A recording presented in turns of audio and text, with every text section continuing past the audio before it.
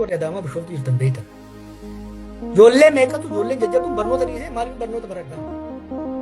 Dhaqeen dallaa reefuu kaan boru dhufe tokko agarsiisan ture. Namni digirii qabatee maastarsii qabatee PhD qabatee kiraa manaa kafaluudhaaf rakkata. Namni kaleessa mannahaaraadha kiisa namaa seenaa ture tokko Finfinnee dhaqee waggaa 2 keessatti beetii bitatee Amboo irratti fooqii ijaarrate wuskii bitatee inni dhuguu lafatti gad naqaa jechuudha. Wanni Bishooftuu keessatti ta'aa jiru, wanni Finfinnee keessatti ta'aa jiru,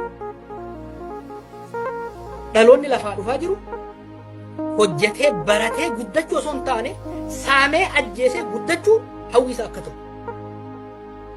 Rool moodeliin dur gaafa guddannu rool moodeliin eenyu? Doktora. Rool moodeliin profeesara. Rool moodeliin injiinara. Rool moodeliin paayilatii dur. You strive to be a pilot. You strive to be a doctor. Arra namni doktara ta'uudhaaf osoo hin ta'in gurbaa Kaasahuun jedhu san ta'uu barbaada. Maaliifi Kaasahuun kutaa 7 kutaa 6 gadhiisee bahe. Kan yakka gudeettiitiin hidhaa keessa turee achi bahe har'a lafa saamee mootummaa wajjin warra mootummaa wajjin wal ta'ee lafa saamee dureessa waan ta'eef Dr. Naa'ol immoo ka waggaa meeqa top studentii ture. Waggaa 20 hojii keessa ture. Kiraa manaan danda'u ijoollee isaatu dhukkubsee dibamsiifachuu huccuutti bituu hin danda'u. Duriyyeen kaleessa kararraa dubartiin nama rakkisaa ture immoo deemee jechuudha. Kun rakkoo guddaa. Amma tokko yakka isaanii immoo gara fuulduraa kan baafnu ta'ee maali yoggaa jenne tokko eeruu fi komii uummataati. Guyyatti on average meeseejii 20,000 argachaa jira. On average meeseejii 20,000 odeeffannoo wajjin eenyu eessatti yoom saame kan jedhu documented kan ta'e audio video documentation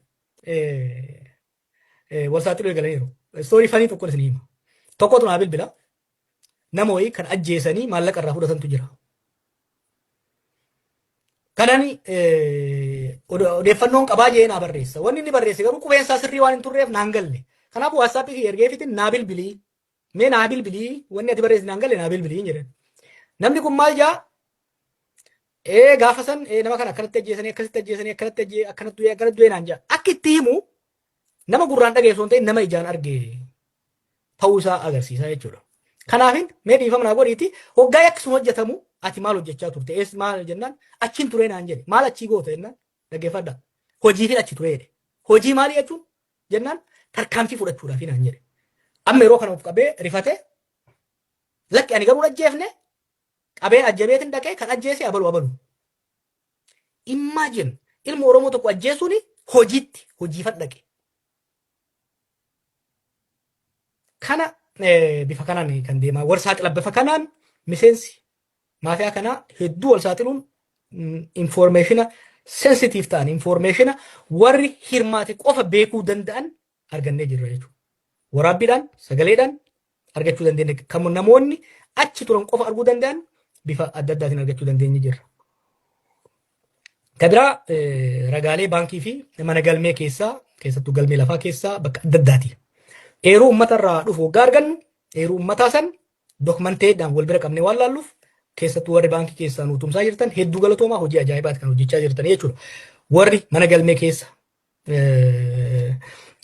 vital documentation vital records keessa jirtan warri wilinaa masrajaa keessa jirtan hojiin isin godhaa jirtan waan hedduu barbaachisaadha jechuudha.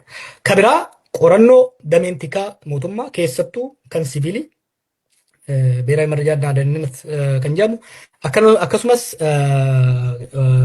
gareen raayyaan ittisa biyyaa jechuun ka makalaakiyaa marrajaa jedhamu qorannoo bal'aadha godhan waan tokko isin hima asirratti.